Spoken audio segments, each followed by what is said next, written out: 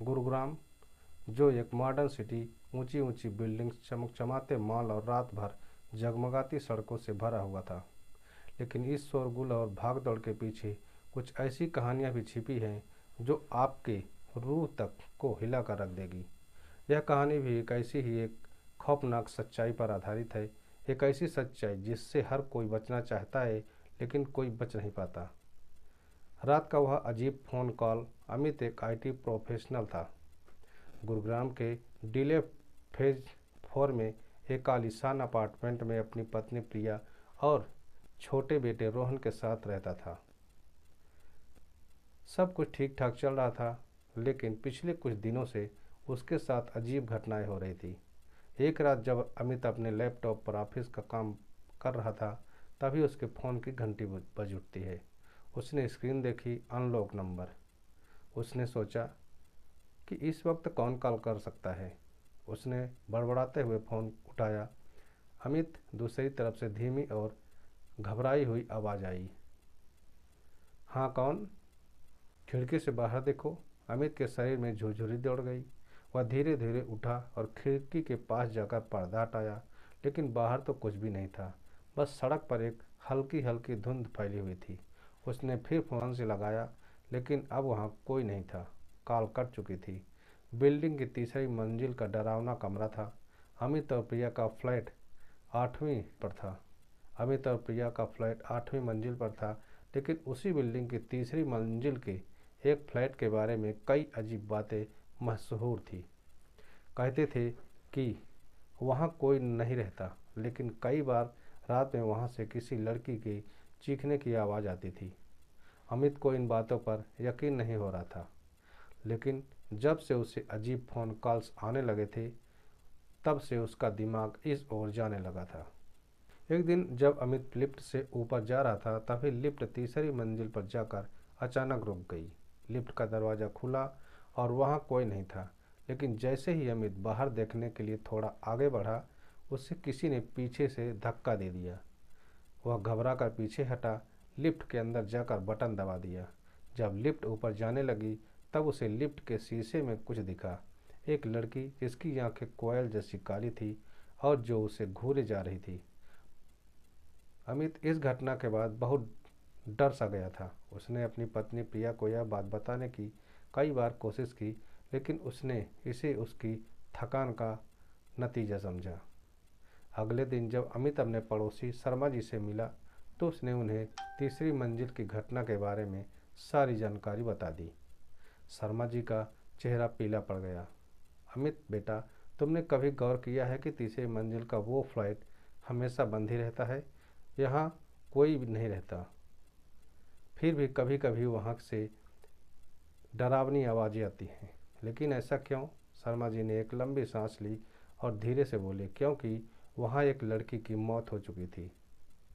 करीब 10 साल पहले की बात है। इस बिल्डिंग में एक लड़की रहती थी जिसका नाम था नेहा। नेहा बहुत ही खूबसूरत थी। वह अकेली थी क्योंकि उसके माता पिता की मौत हो चुकी थी। लेकिन एक रात किसी ने उसके फ्लैट में घुसकर उसकी बेरहमी से हत्या कर दी। पुलिस ने इस केस को सुलझाने की बहुत कोशिश की, लेकिन कोई सुराग नहीं मिला।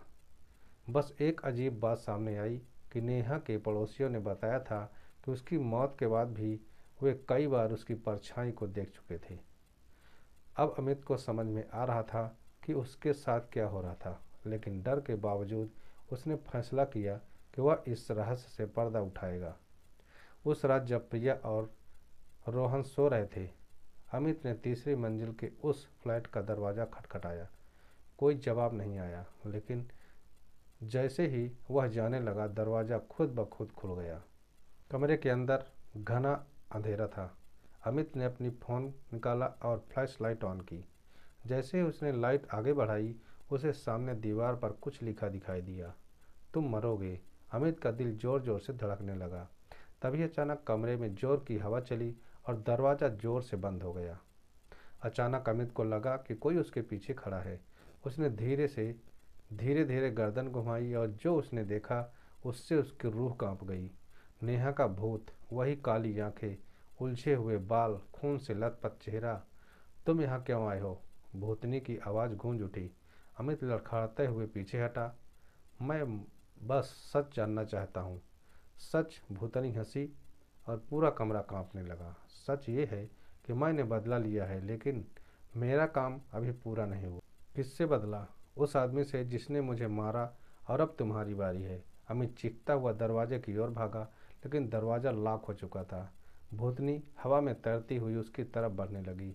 अमित ने किसी तरह हिम्मत जुटाकर माँ काली का नाम लिया और जोर से चिल्लाया, मुझे छोड़ दो। अचानक कमरे की लाइट झपकने लगी और भूतनी एक जोर की चीख मारते हुए गायब हो गई।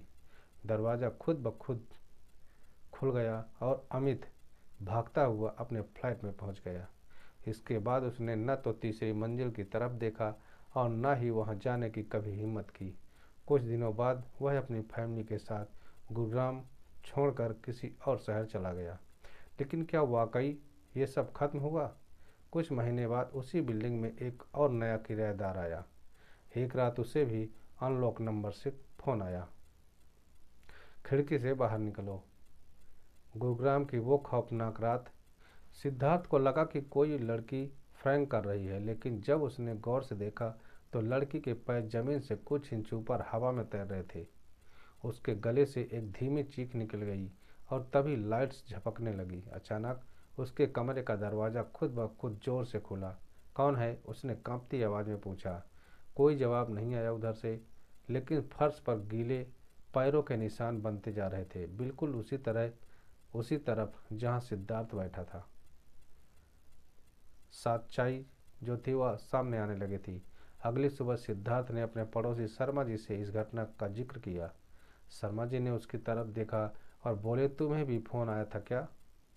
सिद्धार्थ चौंक गया। आपको कैसे पता? क्योंकि इस बिल्डिंग में जितने भी तीसरी मंजिल के उस फ्लैट में रहने की कोशिश की, उससे वही कॉल आया है। और कुछ दिनों में या तो वो भाग गया या फिर क्या? सिद्धार्थ ने घबरा कर पूछा। शर्मा जी ने धीरे से कहा, वो जिंदा नहीं बचा। भूतनी का राज और भी गहरा था। अब सिद्धार्थ को यह मामला समझने में दिलचस्पी होने लगी। उसने इंटरनेट पर खोजबीन की और गुरुग्राम के पुराने अखबारों में कुछ ऐसा पढ़ा जिससे उसकी रीढ़ की हड्डी ठंडी हो गई। नेहा की सिर्फ हत्या नहीं हुई थी, बल्कि उसे तंत्र मंत्र के एक क्रूर अनुष्ठान में बलि चढ़ा दिया गया था।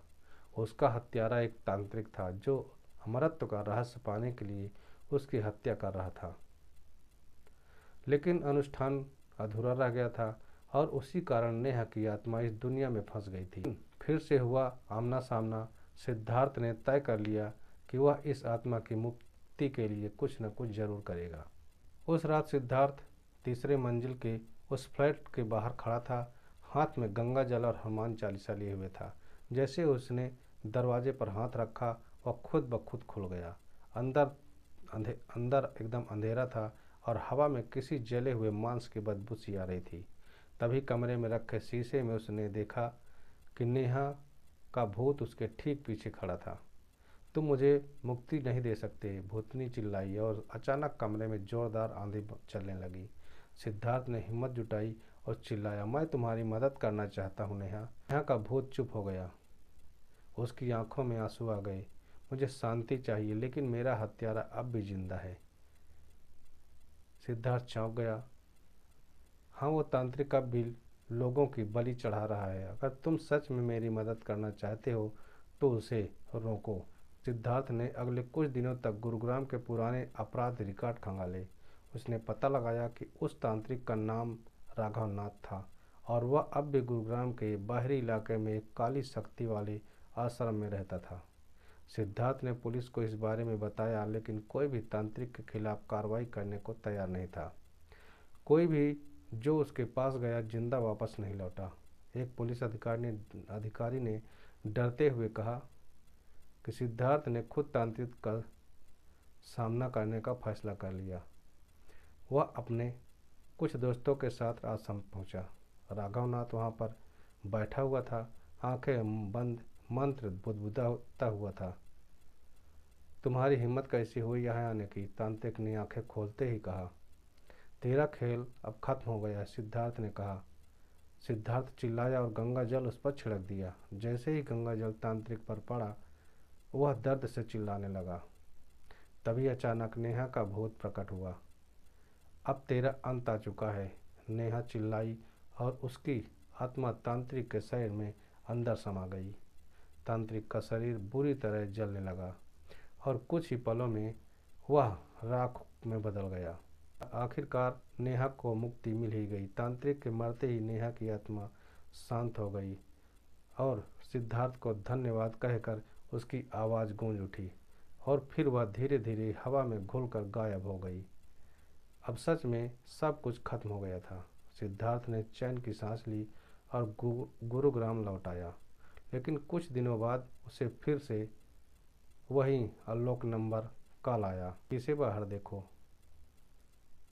उसने धीरे से खिड़की खोली पर वहाँ कोई नहीं था, लेकिन फ़ोन से धीमी सी एक हंसी आई। तो इस कहानी से हमें क्या सीख मिलती है? अनदेखे खतरों को नज़रअंदाज न करें। अगर किसी जगह के बारे में बार बार अजीब घटनाएं सुनने को मिले तो उन्हें हल्के में न लें। कई बार अंधविश्वास के पीछे भी कोई सच्चाई छिपी होती है। हर रहस्य को सुलझाना जरूरी नहीं। जिज्ञासा अच्छी होती है, लेकिन हर चीज़ की पड़ताल करना समझदारी नहीं होती।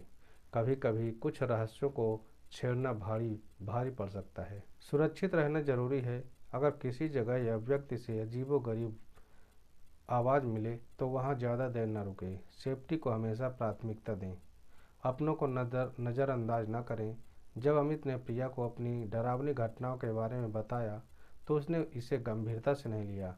कभी कभी अपनों की बातें हमें अजीब लग सकती हैं, लेकिन हमें उनकी परेशानियों को समझना चाहिए और उनका समर्थन भी करना चाहिए। दोस्तों, इस सच्ची घटना को सुनाने का उद्देश्य किसी को परेशान करना नहीं, किसी का दिल दुखाना नहीं, बल्कि आपको सचेत करना है, जागरूक करना है। दोस्तों, ये वीडियो आपको कैसी लगी कमेंट में अपनी राय हमें ज़रूर बताएं और अगर हमारे चैनल को अभी तक सब्सक्राइब नहीं किए हैं तो वीडियो को लाइक और चैनल को सब्सक्राइब जरूर कर लीजिए। मिलते हैं अगले नए वीडियो में, तब तक अपना ख्याल रखें। धन्यवाद।